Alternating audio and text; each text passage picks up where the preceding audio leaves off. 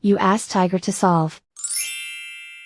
This deals with linear equations with one unknown. The final result is y equals 4. Let's solve it step by step. Group all constants on the right side of the equation. Subtract 15 from both sides. Group like terms.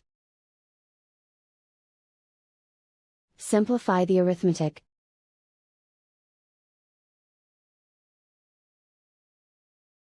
Isolate the y.